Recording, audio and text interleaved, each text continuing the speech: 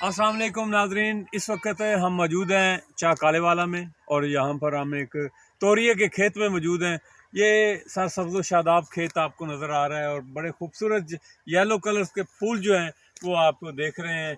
ये इसको तोरिया बोलते हैं और इससे जो दाने निकलते हैं उनको पीस कर जो है वो इसका तेल जो है, सरसों का तेल इसको बोला जाता है, जो बहुत सारे हमारे इस्तेमाल में आता है और इससे खाल भी बनती है और बहुत सारे जानवर जो हैं उस खाल से फ़ायदा उठाते हैं।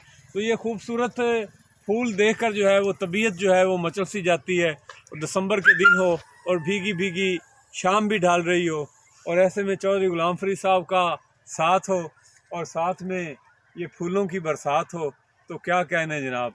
और शाहजेब साजिद जो है वो वीडियो क्लिप बनाने वाला हो। बहुत शुक्रिया नाजरीन, थैंक यू।